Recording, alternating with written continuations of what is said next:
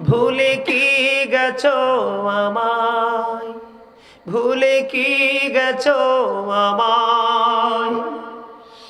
আমার ভুবন জুড়ে শুধু দুঃখ জ্বালা, কে আর পরাবে আমায় সুখের সীমানা। আমার ভুবন জুড়ে শুধু দুঃখ জ্বালা, কে আর পরাবে আমায় সুখের সীমানা। কপালে কে দেবে আর কাজলে রুটি, তুমি জেনে ধরায়। শয়নে স্বপনে শুধু মা তোমার কথা মনে হয়। মারহাবা, আরো জোরে বলেন না মারহাবা। আর একটু মহব্বতে বলবো, আর একটু ওয়াজ করবো, শুনবেন সবাই? না সবাই না, ওই দেন, ওই যায়, এটি রাজি না। আলহামদুলিল্লাহ বলেন। আল্লাহর প্রিয় বান্দা হযরত জুরিস এত বেশি আল্লাহওয়ালা, আল্লাহর পাগল ছিল। সে মানুষের সাথে সম্মিলিত হয়ে ইবাদত করত না, নির্জনে চলে গেল আল্লাহর গোলামি করার জন্য। বন্ধু, তিনি মাটি দিয়ে একটা হুজরা বানাইলেন, লোকালয় থেকে অনেক দূরে চলে গেল। হাদিস শরীফের মধ্যে এসেছে, লোকালয় থেকে অনেক দূরে গিয়ে বন্ধু মাটির একটা হুজরা বানাইলো। ওই হুজরার মধ্যে বসে বসে সে নামাজ পড়ে। একদিন হযরত জুরিস নামাজরত অবস্থা, এমন সময় তিনি নামাজের নিয়ত করে ফেললেন, নামাজ শুরু করে দিলেন। ঠিক এই মুহূর্তে হুজরার বাইরে গিয়ে মা ডাকে, বাবা জুরিস তুমি কোথায় গো? আমি মা এসেছি তোমার সাথে একটুখানি দেখা করবো। জুরিস মনে মনে চিন্তা করে, মনিব আমি তো নামাজে দাঁড়িয়ে গেছি, নামাজ অলরেডি শুরু করে দিয়েছি, আমি কি নামাজ চালিয়ে যাব নাকি আমার মার সাথে আমি দেখা করব? খেয়াল করবেন তিনি শেষ পর্যন্ত মায়ের সাথে দেখা করলেন না, তিনি নামাজ বন্ধ শেষ করলেন। নামাজ শেষ করার পরে বাইরে এসে চাইয়ে দেখে মা নাই, মা চলে গেছে। আজকের দিন চলে গেল, দ্বিতীয় দিন আবার বন্ধ শুরু হলো। দ্বিতীয় দিনে আবার বন্ধু মা আসলো। এই দিনও বন্ধু জুরিস নামাজরত অবস্থায়, আজকেও জুরিস নামাজরত অবস্থায়। মায়ের ওজন বোঝানোর জন্য বলছি, জুরিস যখন নামাজরত অবস্থায় মা বাহির থেকে ডাকে, বাবা বাবা গো তোমাকে আমি মা ডাকছি, আমার ডাকে সাড়া দাও। আজকেও জুরিস নামাজরত অবস্থায় ডেকে ডেকে বলে, মালিক আমি আজকেও তো নামাজরত অবস্থায়, আমি কি শুধু নামাজ চালিয়ে যাব নাকি মা ডাকে সাড়া দিব? হযরত জুরিস তিনি মায়ের ডাকে সাড়া দিলেন না, না দিয়ে তিনি নামাজ চালিয়ে গেলেন। নামাজ শেষ করার পরে বাইরে এসে দেখে মা নাই। এক এক করে বন্ধু 2 দিন চলে গেল। তৃতীয় দিন আবার মা ওই জুরিজের হুজরার কাছে এসে ডাকে, বাবা জুরিস তুমি কোথায় গো? আমি মা এসেছি, আমার ডাকে সাড়া দাও। কিন্তু আজকেও তো জুরিস নামাজরত অবস্থায়। ডেকে ডেকে বলে, বাবা বাবা গো মা এসেছি, কিন্তু জুরিস তো নামাজরত অবস্থায়। আজকেও জুরিস মায়ের সাথে দেখা দিল না। একদিন, 2 দিন, 3 দিন চলে গেল বন্ধু। তৃতীয় দিন যখন ছেলেটা মাকে দেখতে পাইল, মা যখন ছেলেকে দেখতে পাইল না, ডাকলো, ডাকে সাড়া পাইল না। 1, 2, 3 দিন ডাকার পরে তৃতীয় দিন যাওয়ার সময় বলে, আল্লাহ আমি একে একে 3 দিন করে ছেলেটার সাথে দেখা করতে আসলাম, 3 দিন পার হয়ে গেল, ছেলেটা দেখা দিল না। তাকে বেশ্যা মহিলার মুখ না দেখাইয়া তুমি মরণ দিও না। জোরে জোরে বলেন না নাউজুবিল্লাহ। এটা টোটালি নিষেধ, শরীয়ত সম্মত নয় বন্ধু। এবার আসেন আমরা ব্রাশ করি এখন, টুথব্রাশ, ঠিক কিনা বলেন? আপনি কি জানেন এই ব্রাশের খবর? আল্লাহর হাবিব আমাদেরকে বলেছে মেসওয়াক করতে, আমরা করি ব্রাশ। হুজুর এই ব্রাশটা আবিষ্কার হলো কোত্থেকে? বাংলার আনাচে কানাচে আগের যুগের মানুষ, এখনো অনেক আলেম দেখা যায়, অনেক মানুষ দেখা যায়, যাই থাক বা না থাক মেসওয়াকটা কোটে থাকে, আছে না নাই? কিন্তু বন্ধুরে আমার, মেসওয়াক ইউজ করা নবীর সুন্নাত। নবীজি বলে দিয়েছে নবীজি বলেছে আমার উম্মতের জন্য কষ্ট হবে, যদি কষ্ট না হইতো রে আমি বলতাম প্রত্যেক নামাজের আগে যেন সে মেসওয়াক করে, কারণ সুস্থ থাকার জন্য মেসওয়াকেরও গুরুত্বপূর্ণ ভূমিকা আছে। কিন্তু আপনারা আমার জীবনে দেখা যায় বন্ধু আমরা ব্রাশ নিয়ে পড়ে আছি, এটা বেঈমান কাফেরদের একটা অপকৌশল। এই ব্রাশ আবিষ্কার করেছে সর্বপ্রথম বেঈমান কাফেরেরা বন্ধু। এবার আসেন আমার দিকে, আগে আমাদের এই যে আজকে আমার কাছে খুব ভাল লাগছে একটা শব্দ শুনে বন্ধু, বড় ভাল লাগছে যে রোজাকপুর পূর্বপাড়া ফোরকানিয়া মাদ্রাসা ময়দান। এখন দেখবেন ফোরকানিয়া মাদ্রাসা শব্দটা সহজে মিলে না, পাওয়া যায় না। এখন ফোরকানিয়া মাদ্রাসার জায়গা দখল করে নিয়েছে বন্ধু কিন্ডারগার্টেন। মুসলমানের বাচ্চারা জীবন ভর তারা কি করবে? সকালে উঠে কোরআন তেলাওয়াত করবে। এখন ইংলিশ ম্যান বানানোর জন্য আপনার বাচ্চাকে আপনি ফোরকানিয়া মাদ্রাসার দরজা চিরতরে তালা দিয়ে কিন্ডারগার্টেনে ঢুকিয়ে দিলেন, কোরআনকে সকালবেলা থেকে দূরে সরিয়ে দিলেন। এটাও বেঈমানদের একটা অপকৌশল। বন্ধু চক্রান্ত করতে করতে করতে করতে করতে করতে একদিন দেখবেন ওই বেঈমানেরা এত কঠিন চক্রান্ত বন্ধ করবে, যেই চক্রান্তের শিকার আপনি আমিও হতে পারি। আপনি মনে করেন না যে আজকে চট্টগ্রাম সুপ্রিম কোর্টের একজন আইনজীবীকে হত্যা করেছে, তারা অন্যজনকে যে হত্যা করবে না বন্ধু, এটা আপনি কোনোদিন মনে করবেন না। আমি উক্তি থেকে বন্ধু কথা বলি না, যুক্তি দিয়ে কথা বলি না, আমি কোরআন হাদিসের উক্তি থেকে কথা বলি। আল্লাহ রাব্বুল আলামিন পবিত্র কালামে হাকিমে তিনি বন্ধু জানিয়ে দিয়েছেন, ইন্নাল কাফিরিনা কানু লাকুম আদুব্বাম মুবিনা। আল্লাহ রাব্বুল আলামিন বলেছেন, দ্য হেরিটেক্স আর the eternal enemy of the believers. ঈমানদারদের প্রকাশ্য শত্রু হলো বেঈমানেরা। আর আজকে আমরা সেই বেঈমানের আদর্শকে লালন করছি। কথা বলেন না কেন? সমাজের মধ্যে গান বাদ্যযন্ত্র আছে না নাই? আরো জোরে বলেন আছে না নাই?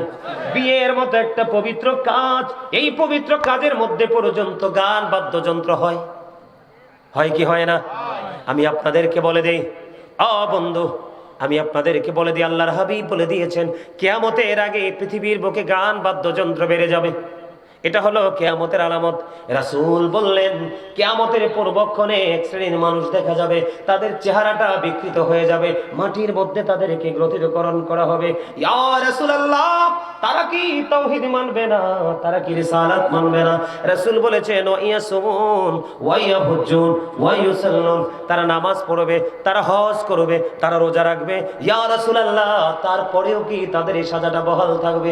আমার নবীজি বলেছেন তারপরেও তাদের এই সাজা বহাল থাকবে, কারণ তারা লা ইলাহা ইল্লাল্লাহ মানবে, মুহাম্মাদুর রাসূলুল্লাহ সাল্লাল্লাহু আলাইহি সাল্লামকেও মানবে, তারা নামাজও পড়বে, তারা রোজাও রাখবে, তারা হজও করবে। ইয়া রাসূলুল্লাহ, তারপরেও কি সাজাটা বহাল থাকবে? নবীজি বললেন হ্যাঁ, সেই সাজাটা বহাল থাকবে। ও নবী, কেন গো? তারা বন্ধু মদের আসর বসাবে, গান বাদ্যযন্ত্র নিয়ে তারা মেতে থাকবে। আপনাদেরকে আমি আজকে বলি, আমাদের সমাজের মধ্যে জুয়া আছে না নাই? এটা বিধর্মীদের সংস্কৃতি। কথা কয় না ওমা? কথা কয় না? এটা কার কাজ? বিধর্মীদের কাজ, বেঈমান কাফেরদের কাজ। জুয়া খেলা আছে না নাই? এটা বেঈমানের কাজ। মদ খাওয়া আছে না নাই? বন্ধুরে আমার, আল্লাহর কোরআনের ভাষা আমার নিজের কথা না। আল্লাহ কোরআনে বলেছে ইন্নামাল খামরু ওয়াল মাইসিরু ওয়াল আনসাবু ওয়াল আজলামু রিজসুম মিন আমালিশ শাইতান। আল্লাহ রাব্বুল আলামিন জানিয়ে দিয়েছেন মদ, জুয়া, মূর্তি, ভাগ্য গণনা এগুলো ঘৃণ্য বস্তু, শয়তানের কাজ। আমি আগে বলেছি শয়তান আপনার আমার চিরশত্রু, বলেছে কে? এখন আপনার আমার সমাজে গান বাদ্যযন্ত্র আছে কিনা? আপনারা আমার দিকে খেয়াল করেন। আল্লাহর হাবিব বলেছেন নামাজও পড়বে, রোজাও রাখবে, হজও করবে, আল্লাহকে মানবে, রাসূলকে মানবে, তারপরেও তাদের এই সাজাটা বহাল থাকবে। আল্লাহ রাসূল আরো বলে দিয়েছেন মাটির মধ্যে পানি দিলে যেমনি ফসল জন্ম হয়, ঠিক তেমনি ভাবে গান থেকে মানুষের মনের করে নোংরামি সৃষ্টি হয়। নাউজুবিল্লাহ বলেন না? বন্ধুরে আমার, গানের আসরে যাওয়া পাপ, কান লাগাইয়া গান শোনা ফাসিকি। আর গান শোনার পরে যদি বলে কই হি ভেরি ফ্যান্টাস্টিক, তখন যদি বন্ধু হয়ে যাবে এটা কুফরি। গানের আসরে যায়, মনে রাখবেন, গান বাদ্যযন্ত্র মিউজিকের আসরে যায় পাপীরা, কান লাগাইয়া গান শুনে ফাসেকরা, গান শোনার পরে যদি বলে কয় ফ্যান্টাস্টিক, মজা হয়েছে, আল্লাহর হাবিব জানিয়ে দিয়েছেন গান শোনার পরে কেউ যদি কয় খুব সুন্দর মজা পাইছি, সে যেন কুফরি করে ফেললো। জোরে জোরে বলেন না নাউজুবিল্লাহ। আজকে বাংলাদেশে ইহুদিদের সংস্কৃতি কায়েম হচ্ছে। আপনারা আমার দিকে তাকান, কয়দিন আগে দেখলাম এক বাবার 5টা সন্তান, 5টাই বন্ধু অফিসার, কিন্তু বাবা মার ঠিকানা বৃদ্ধাশ্রম। এইটা আসছে পশ্চিমা দেশ থেকে। কথা কয় না কেন? এটা কোত্থেকে এসছে? আপনারা জানেন কিনা জানি না বন্ধু, ইহুদিদের সংস্কৃতি সন্তান বড় হওয়ার পরে বাবা মা শাসন করতে পারে না। যদি বাবা মা কোনো সন্তানকে আঘাত করে তাকে পানিশমেন্ট নিতে হয়। অথচ বন্ধু, গবেষক কোরআন হাদিস বলতেছে paradise of the child under the feet of the mother, মায়ের পায়ের নিচে সন্তানের জান্নাত। আর আমরা সন্তান হিসেবে আমাদের মান্য করা হলো we should Obi our parents. আমাদের প্রত্যেকের উচিত হলো পিতামাতাকে মান্য করা, ঠিক কিনা বলেন? আর পিতামাতার দায়িত্ব হলো every parent should take care their children very carefully. প্রত্যেকটা পিতামাতার উচিত সন্তানের দায়িত্ব যত্ন সহকারে পালন করা। আজকে পশ্চিমা সংস্কৃতির মধ্যে বাবা মা তার দায়িত্ব পালন করবে সন্তানের, এটা নাই, কেড়ে নিয়েছে। সন্তান বাবা মাকে আদর করে বুকে জড়িয়ে রাখবে, বন্ধু, সেটাও তারা কেড়ে নিয়েছে শুধুমাত্র পৃথিবীর একটু লালসা দিয়ে। জোরে জোরে কন্যা নাউজুবিল্লাহ। আমার কথাগুলো আপনারা বুঝতেছেননি? বন্ধু, এই যে বললাম গান, বাদ্যযন্ত্র, মদ খাওয়া, হযরত ইমাম আযম আবু হানিফা রাহমাতুল্লাহি আলাইহি তিনি বলেছেন, তোমরা যদি কোনো মানুষকে দেখো মদ পান করতে, তোমরা তাকে 80টা ডোরা মারো। কেন গো? কারণ হলো মদ পান করার পরে তার মস্তিষ্কটা কি হয়ে যায়? বিকৃত হয়ে যায়, সেন্সলেস হয়ে যায়, বিবেক কাজ করে না।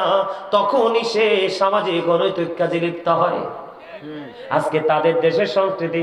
আমার একজন ভক্ত, বলছেন আমার কাছের মানুষ, কয়দিন আগে বন্ধু আমেরিকাতে গিয়েছিলেন তিনি অন্য দেশে। ওখান থেকে তিনি কৌশলে আমেরিকা ঢুকেছে। ঢোকার পরে তিনি আমাকে বললেন ফোন দিয়ে, হুজুর কি এক জগতে আসলাম, মনে হয় বাংলাদেশ যেন ছিল শান্তির দেশ। সুবহানাল্লাহ বলেন না? ভাল লাগছে না আপনাদের কাছে? হ্যাঁ, বলে কেন গো? কয় বাংলাদেশ হলো হুজুর চির শান্তির দেশ। কেন রে? কয় ওই দেশে কেউ কাউকে আঘাত করে না, কেউ কাউকে কোনো কাজের জন্য বাধ্য করে না। এই দেশে যত কাজই করেন হালাল কাজ অবশ্যই আছে, সবাই যে হারাম করে তা না, তবে ম্যাক্সিমাম মানুষই তার ভালো কাজের পাশাপাশি মদটাও বিক্রি করা লাগে। নাউজুবিল্লাহ বলেন না? এটা হলো বন্ধু বেঈমান কাফেরদের অপকৌশল। আজকে বন্ধু আমার দিকে তাকান, মদ খাওয়া থেকে, জুয়া খেলা থেকে, এরপরে দেখেন আমাদের দেশের ছেলেরা যে মাথার চুল কাটে, এটা পুরোটাই বন্ধু শরীয়ত বিরোধী, ইসলাম বিরোধী। নাউজুবিল্লাহ বলবেন না? আজকে তারা চতুর্দিক দিয়ে আমাদেরকে গ্রাস করে আসছে বন্ধু। করতে করতে করতে করতে আজকে শুনতে পাইলাম চট্টগ্রামে আমাদের একজন লয়ার, একজন ব্যারিস্টার, তাকে বন্ধু তারা হত্যা করে ফেলেছে। আপনি দেখেন মুসলিম কান্ট্রিতে থেকে কত বড় দূরদর্শিতা, তাদের কত বড় পাওয়ার। এই জন্য বলেছি বন্ধু, আপনি ইসলামে রঙে রঙিন হন, এই শক্তি হলো বড় শক্তি। কারণ ইসলাম হলো আল্লাহর মনোনীত ধর্ম। আল্লাহ বলেছেন ইন্নাদ-দীনা ইনদাল্লাহিল ইসলাম। Islam is not only a religion but also complete code of life. পরিপূর্ণ এবং পূর্ণাঙ্গ জীবন ব্যবস্থা ইসলামের মধ্যে। এটার মধ্যে যদি সঠিকভাবে আসতে পারে, তাহলে কেউ কখনোই আপনার আমার ক্ষতি করতে পারবে না। কথা বলেন না? ঠিক না বেঠিক? মানুষ কোন দিক দিয়ে সুস্থ আছে? আছে সুস্থ? কোন দিক দিয়ে সুস্থ নাই। আপনার আমার দেশে সুদ চলে কি চলে না? আপনাদের এই বগুড়াতে সুদ চলে কি চলে না? তো সুদ খাওয়ার পরে আপনি নিজেকে মুসলমান দাবি করতে পারেননি, আল্লাহর বান্দা দাবি করতে পারেন? সুদ কি হারাম না হালাল?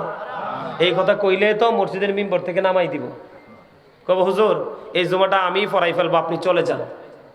ঠিক না ঠিক? আছে না? এই সুদ, সুদ আপনাদের বগুড়ায় আসেনি? আছে। এটা তো হচ্ছে বেঈমান কাফেরদের কাছে একটা পান্তাবাতের মতো, শরবতের মতো। তাদের দেশে এটা বাধ্যতামূলক, তাদের দেশে আপনার বাধ্যতামূলক। এই বাংলার জমিনে আপনার টাকা আপনি চাইলে যে কোনো ভাবে আপনি ইনভেস্ট করতে পারেন, কিন্তু ওই দেশে চাইলেও ইনভেস্ট করা যায় না। তারা পুরো রাষ্ট্র, পুরো জাতিকে এমন ভাবে কন্ট্রোলিং এ নিয়ে এসেছে বন্ধু। আমি কোন দিক দিয়ে আপনাদের সাথে আলোচনা করব? আমরা ইসলামের বিপক্ষে যেগুলো আছে সবগুলো ধারণ করেছি, আর ইসলামের পক্ষে যা আছে সব কিছু আমরা বয়কট করেছি। কথা কন না কেন? সমাজের মধ্যে এই যে একটু আগে বললেন বাবা মার কথা, আমিও বললাম, আমার ভাইয়েরাও বলল, বাবা মার কথা বলছে কি বলছে না? ওইটা কিন্তু ওখান থেকে এখানে আসছে, হুট করে কিন্তু এটা সংস্কৃতিটা চালু হয় নাই বন্ধু। এই জন্য আমি আপনাদেরকে বলি, আমরা একটা একটা করে সবগুলো অন্যায়ের দিকে আমরা ধাবিত হয়ে গেছি। আপনাদের এই বগুড়ার মধ্যে মানুষের জায়গা দখল করেনি, কথা কয় না? করে কি করেনি? চুরি করেনি, ডাকাতি করেনি, পুকুরে মাছ মারেনি, সুদ খায়নি। বাংলাদেশের কোনো জায়গা বাকি নাই। আপনি ভালো কথা যিনি বলবে, ভালো কাজ যিনি করবে, ওনার ডাকি কেউ সাড়া দিবে না। যত অন্যায়, যত অপরাধ, যত ইসলাম বিরোধী কাজ, ওইগুলোর সাথে মানুষের সম্পৃক্ততা। আমি আপনাদেরকে ছোট্ট করে বলি বন্ধু, হাদিস শরীফের মধ্যে এসেছে, বন্ধু আল্লাহর হাবিব জানিয়ে দিয়েছেন, আপনি যদি 10টি টাকা দিয়ে একটি জামা বানান, 10 টাকা দিয়ে একটি জামা বানান, এর মধ্যে 9 টাকা বন্ধু হালাল, আর একটি মাত্র টাকা আপনার হারাম, সুদের হোক, ঘুষের হোক। এই একটি টাকা যদি আপনি 9 টাকার সাথে যুক্ত করে জামা কিনা যদি আপনি নামাজ পড়েন, কিয়ামত পর্যন্ত নামাজ কবুল হবে না। হারামটা এত বড় নষ্ট জিনিস, আর ওইটা ওই দেশের মানুষের জন্য বৈধ হয়ে গেছে। এর মধ্যে আমাদের বাংলাদেশের আনাচকানা অলিগলি সবচেয়ে বেশি বিকট রূপ ধারণ করেছে সুদের ব্যবসা। কেউ ডাইরেক্টলি, কেউ ইনডাইরেক্টলি, কেউ প্রত্যক্ষ, কেউ পরোক্ষ, কোনো না কোনো কৌশল অবলম্বন করে বন্ধু সুদ খায়। লা তুকবালু সালাতুন বিগাইরি তুহুর ওয়ালা সাদাকাতুম মিন গুলুল। পবিত্রতা ছাড়া ইবাদত কবুল হয় না, হালাল টাকা ছাড়া দানও কবুল হয় না। জোরে জোরে বলেন আল্লাহু আকবার। আমি আপনাদেরকে দুটো এক্সাম্পল দিব বন্ধু, আমার দিকে তাকান। আল্লাহর হাবিব যে মেরাজে গেছে, আমরা সবাই তো সেটা জানি। আল্লাহর হাবিব যখন মেরাজে গেলেন, মেরাজ যাওয়ার পরে তিনি যখন জাহান্নামের দিকে নজর দিলেন, জাহান্নামের দিকে নজর দিয়ে চাইয়া দেখলেন এক একটা মানুষের পেট এক একটা ঘরের মতো বড় বড়। জিব্রাইলকে প্রশ্ন করলেন, ভাই জিব্রাইল, এই যে ঘরের মতো বড় বড় পেট হলো মানুষগুলো, এরা কারা? এবার জিব্রাইল উত্তর দিয়ে দিলেন, ইয়া রাসূলুল্লাহ, এগুলো হলো পৃথিবীর সুদখোর। জোরে জোরে কন্যা নাউজুবিল্লাহ। আপনার আমার প্রাণের নবী ডাক দিয়ে বললেন, এদের পেটের মধ্যে শুধু সাপ আর বিচ্ছু দেখা যায়। আমাদের কাছে কিন্তু এগুলো করতে ভালো লাগে। সামুর ইবনে জুনদুব রাদিয়াল্লাহু তাআলা আনহু থেকে হাদিস কানা বর্ণিত, হাদিস কানে এসেছে বন্ধু বুখারী শরীফের মধ্যে। আল্লাহর হাবিব সাহাবায়ে কেরামদেরকে ডেকে ডেকে বললেন, তোমাদের মধ্যে এমন কি কেউ আছো রে স্বপ্ন দেখেছো? সাহাবায়ে কেরাম বললেন, ইয়া রাসূলুল্লাহ, আমাদের মধ্যে স্বপ্ন দেখেছে এমন লোক এই দুনিয়া এখন নাই। আমার নবীজি বলেছেন, আমি বরকত বয়ে স্বপ্ন দেখেছি, তোমাদেরকে একটু বলবো কি? সাহাবায়ে কেরাম বললেন, ইয়া রাসূলুল্লাহ, আমাকে বলুন। নবীজি অনেক ঘটনা বিস্তারিতভাবে বললেন। এর মধ্যে একটা ঘটনা আমি আপনাদেরকে বলি। আল্লাহর হাবিব দুজন ফেরেশতার সফর সঙ্গী হয়ে যখন ভ্রমণে বের হলো, তিনি চাইয়া দেখলেন একটা নদী দেখা যায়, রক্তের নদী। এই রক্তের নদীর মধ্যে একটা লোক সাঁতার কেটে কেটে কুলে আসতে চায়, পারে আসতে চায়। বন্ধু, পারে যখন আসতে চায়, এবার আমার নবীজি বলতেছেন, হাদিস শরীফের মধ্যে এসেছে, পারে লোকটা আসতে চায়, আর পার থেকে একজন লোক খালি পাথর নিক্ষেপ করে, সে হাজার চেষ্টা করেও বন্ধু পারের দিকে আসতে পারে না। এবার আমার নবীজি সফর শেষ হলো, ফিরে আসবে, এবার প্রশ্ন করলেন, নবীজি প্রশ্ন করলেন, ফিরে যাব, চলে যাব, কোনো দুঃখ নেই, কিন্তু এতগুলো দৃশ্য দেখেছি, তার মধ্যে একটা হলো এইটা, এটা কি রে? এবার ফেরেশতারা জানিয়ে দিলেন, ইয়া রাসূলুল্লাহ, নবী গো, এরা হলো পৃথিবীর সুদখোর। নাউজুবিল্লাহ বলেন না। রক্তের নদীর মধ্যে বন্ধু সাঁতার কাটতেছে, চেষ্টা করতেছে, কুলে আসতে পারে না। আমি যদি আপনাদেরকে বলে বন্ধু, এই সুদের জায়গাটা শেষ করে দিলাম, ছোট্ট ছোট্ট করে বলছি, আপনার আমার মধ্যে দেখা যায় এখন মিথ্যাবাদী আছে না নাই? আরো জোরে বলেন না। এই হাদিস শরীফের মধ্যে এসেছে, আল্লাহর হাবিব সফরে গেলেন, সফরে যাওয়ার সময় তিনি আরেকটা দৃশ্য তিনি দেখতে পাইলেন। একটা লোক বন্ধু এই গদির মধ্যে চিত হয়ে হেলান দিয়েছে। আমার নবীজি দেখতে পাইলেন এই লোকটার এই মাথাটা এই দিক দিয়ে লোহার চিরুনিয়া আস্তা দিয়ে বন্ধু চামড়াটা তুলে ফেলা হচ্ছে, টেনে টেনে চামড়াটা তুলে ফেলা হচ্ছে। একদিক দিয়ে চামড়াটা তুলতেছে, আরেক দিক দিয়ে জোড়া লাগতেছে, একদিক দিয়ে তুলতেছে, আরেক দিক দিয়ে বন্ধু জোড়া লাগতেছে। এমনি করে করে করে করে বন্ধু যখন চলতেছে, আবার নবী সফর সঙ্গীদেরকে প্রশ্ন করলেন, এরা কারা, এরা কারা গো, এই লোকটা কে? আমার নবীজি সঙ্গে সঙ্গে জানিয়ে দিলেন, এই লোকটা হলো পৃথিবীর মিথ্যাবাদী। জোরে জোরে কন্যা নাউজুবিল্লাহ। আপনারা মনে রাখবেন, মিথ্যা হলো সকল অপরাধের মূল। যার কাছে মিথ্যা কথা খুঁজে পাবে তার কাছে বড় বড় অপরাধও খুঁজে পাবে, কারণ মিথ্যা হলো সকল পাপের প্রসূতি। জোরে জোরে নাউজুবিল্লাহ। বলে হুজুর মিথ্যা বলে কেমনে? এখন দেখবেন মানুষ মোবাইলের মাধ্যমে, সোশ্যাল মিডিয়ার মাধ্যমে বন্ধু সংবাদ পাঠক পাঠিকারা আছে, এলাকার মধ্যে চা দোকান আছে, বাড়ির মধ্যে কিছু মহিলা আছে, মিথ্যা বলে বলে মানুষের মধ্যে বিভ্রান্তি সৃষ্টি করে, আছে না নাই? ওই মিথ্যাবাদীর জন্য এত ভয়ঙ্কর সাজা হবে রে ও বন্ধু। চামড়াটা একদিক দিয়ে তোলা হবে, আরেক দিক দিয়ে জোড়া লাগবে, একদিক দিয়ে তোলা হবে, আরেক দিক দিয়ে জোড়া লাগবে। এমনি করে করে বন্ধু তার সাজাটা কন্টিনিউ চলতে থাকবে। জোরে জোরে বলেন না নাউজুবিল্লাহ। ওই হাদিসের আরেকটা পার্ট যেটা নবীজি ফার্স্ট টাইমে দেখেছে, আমার নবীজি যাওয়ার সময় দেখতে পাইলেন একজন লোককে পাথর দিয়ে পাথর মারা হচ্ছে। যখন পাথর মারা হচ্ছে তার মাথাটা ভেঙে চূর্ণ বিচূর্ণ হয়ে যাচ্ছে। ওই যিনি পাথর মারতেছে তিনি পাথরগুলো কুড়াই আনতে যায়, টোকাই আনতে যায়, আনতে আনতে আবার চাইয়া দেখে পুরো মাথাটা আবার জোড়া লেগে যায়, ইনটেক হয়ে যায়। এইভাবে চলতে চলতে চলতে চলতে আমার নবীজি দৃশ্যটা যখন দেখতে পাইলেন, দৃশ্যটা যখন আমার আপনার প্রাণের নবী দেখতে পাইলেন, দৃশ্যটা দেখার পরে এবার ওই ফেরেশতাদেরকে প্রশ্ন করলেন, এরা কারা রে, পাথর মারে রে, মাথাটা ভেঙে যায়, পাথরগুলো আবার কুড়াই আনতে আনতে তার মাথাটা পুরো ইনটেক হয়ে যায়, কে রে, কেনই বা তার অবস্থা হচ্ছে, এই সাজাটা তার কেন বহাল রইল? এবার ওই ফেরেশতারা ডেকে ডেকে বলে, নবী নবী গো, এই মানুষটার অপরাধ হলো সে রাতের বেলা তার যে ফরজ নামাজ সেটা না পড়ে সে ঘুমাই যাইত এবং কোরআন তেলাওয়াত শিখেছিল, কোরআন তেলাওয়াত না করতে করতে সে কোরআনটা ভুলে গেছে। জোরে জোরে বলেন নাউজুবিল্লাহ। এই অপরাধ আমাদের মধ্যে আছে না নাই? এই জন্য আমি প্রায় আজে বলে বন্ধু, মুরব্বীদের অন্তর আল্লাহ রাসূলের প্রেম ভালোবাসায় ভরা, আর এই বর্তমান প্রজন্মের ম্যাক্সিমাম যুবক যুবতী তাদের অন্তর হিংসা, নোংরামি আর আত্মগরিমায় ভরা। ওমা, কথা কি ব্যাঠিক বলছি আমি? হ্যাঁ, আগের যুগের মুরব্বীদের কাছে গেলে যেই সফট আচরণ, আমলের ক্ষেত্রে বলেন, কথার ক্ষেত্রে বলেন, আপ্যায়নের ক্ষেত্রে, সব ক্ষেত্রে এখনো মুরব্বীরা যে সফট, এই জিনিসটা কিন্তু আমাদের দেশ থেকে উঠে যাচ্ছে, মুসলমানের কাছ থেকে উঠে যাচ্ছে। কেন? ওই যে রাসূলের আদর্শকে আমি কি করতে পারিনি, ধারণ করতে পারিনি।